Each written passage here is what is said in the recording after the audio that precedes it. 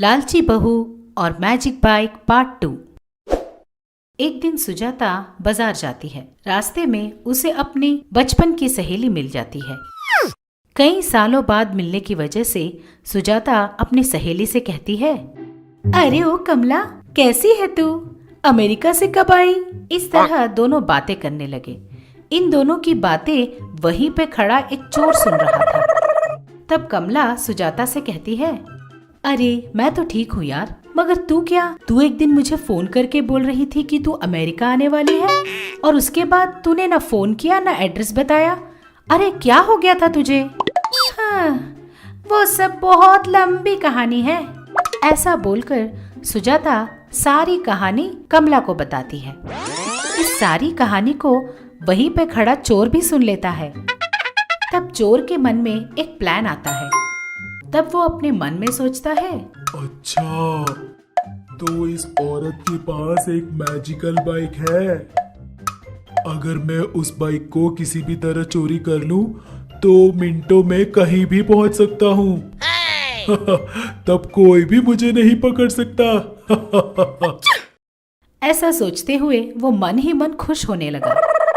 थोड़ी देर बाद सुजाता अपने घर के लिए निकल जाती है और चोर भी उसके पीछे पीछे उसके घर तक पहुंच जाता है। सुजाता के घर के सामने खड़े होकर वो चोर बोलता है, बहन, अरे ओ बहन।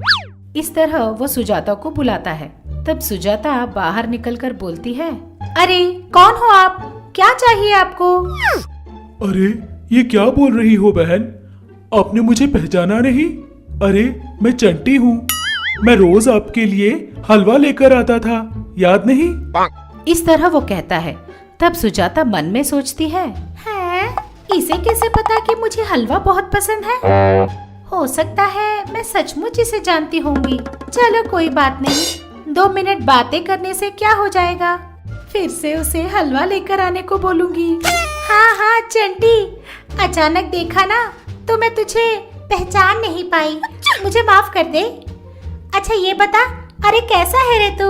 लेकिन ये क्या, तू अपनी बहन के पास खाली हाथ ही वापस आ गया?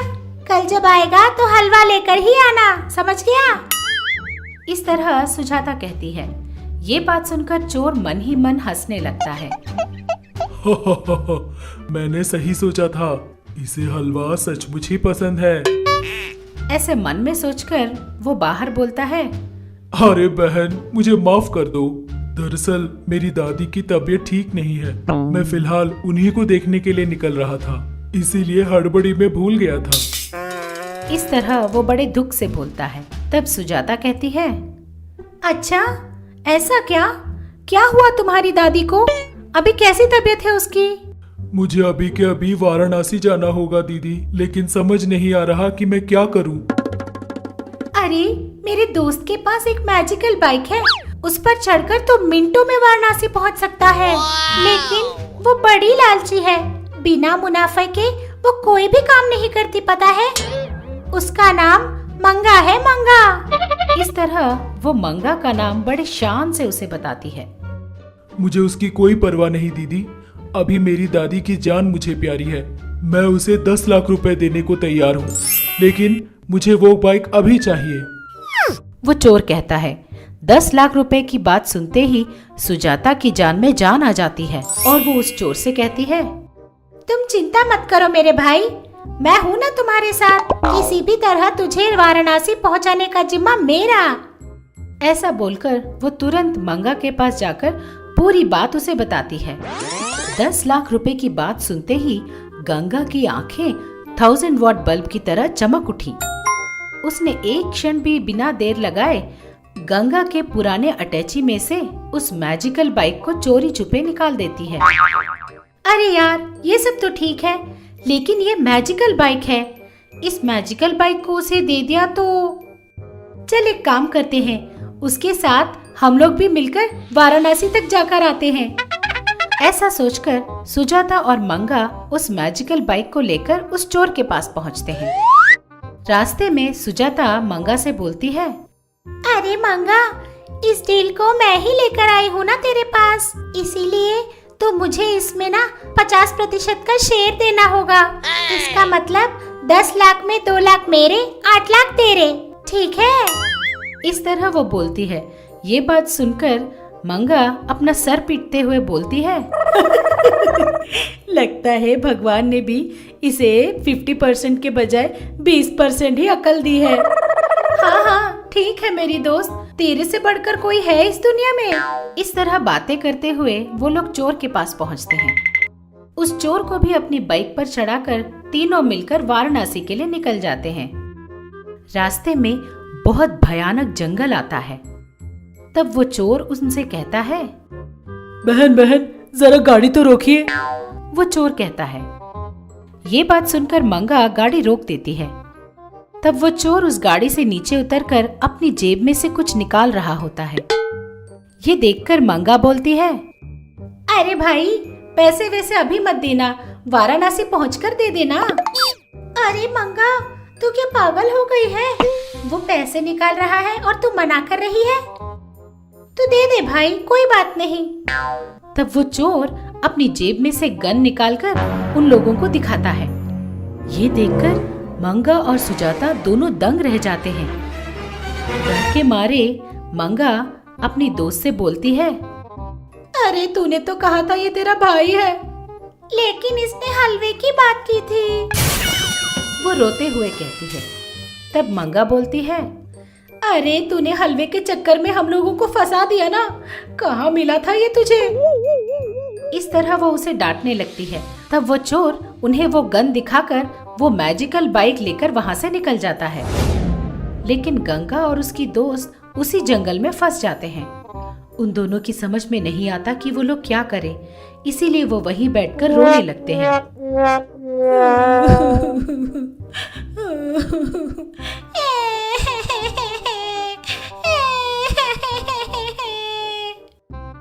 इधर मंगा घर ना पहुंचने की वजह से चिंता करती हुई गंगा अपनी पुरानी अटैची में से खोलकर देखती है। देखते ही उसकी समझ में आ जाता है कि बात क्या है। वो तुरंत कोई जादू करके उन दोनों को घर वापस ले आती है। गंगा को देखते ही सुजाता और मंगा दोनों उसे गले लगा लेते हैं। तब मंगा कहती है, सॉरी सासू माँ, मेरी लालच की वजह से हमारी मैजिकल बाइक चोरी हो गई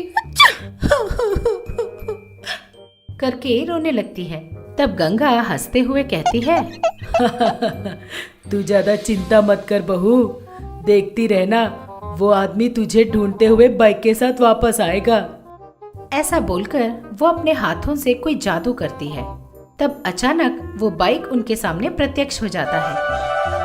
बाइक पर बैठा चोर इन लोगों को देखकर डर के मारे गाड़ी चालू करके फिर से भागने की कोशिश करता है, लेकिन वो गाड़ी बहुत देर तक स्टार्ट ही नहीं होती। वो बहुत बार किक मारता है, लेकिन वो गाड़ी स्टार्ट ही नहीं होती। उल्टा उस चोर को मजा चखाकर उस गाड़ी से नीचे उतार देती है। इससे उस चोर का सर चकरा जाता है और वो नीचे गिर जाता है। तब वो चोर उठकर वहां से भागने की कोशिश करता है, लेकिन वो चोर समझ जाता है कि ये सारा जादू गंगा का किया हुआ है। तब वो चोर तुरंत गंगा के पास पहुंचकर बोलता है, माँ जी मुझे माफ कर दीजिए माँ जी, मैं जिंदगी में कभी ऐसी गलती फिर नहीं करूँगा। इस तरह गंगा अपनी लालची बहू को एक और बार बचा लेती है। वहीं पर खड़ी सुजाता बोलती है, थैंक्स आंटी, आपने हम दोनों को फिर से बचा लिया। कल आप लोग हमारे घर जरूर आइएगा, मैं आप लोगों के लिए लाजवाब हलवा बनाऊंगी। हाय राम, हलवा, बाप रे! मंगा चिल्लाती है। ये सुनकर सब लोग हंसने लग जाते हैं।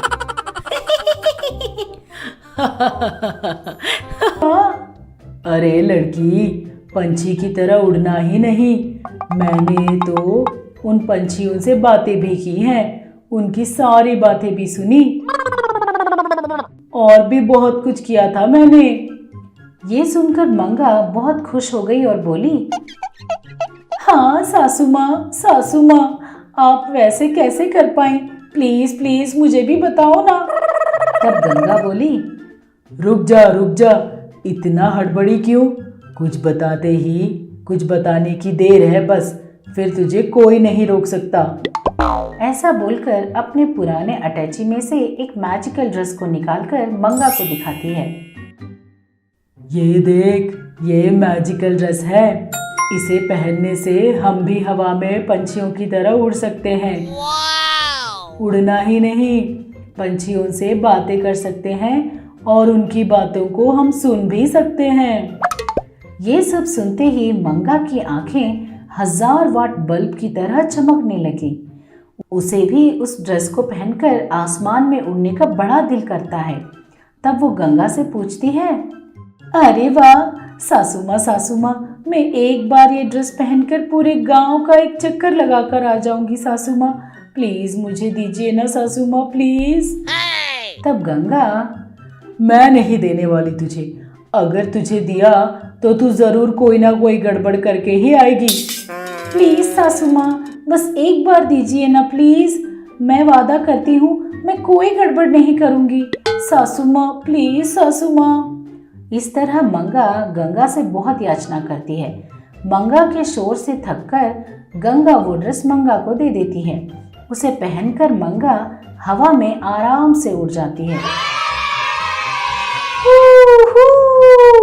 अरे वाह मुझे विश्वास ही नहीं हो रहा, ये सपना है या सच।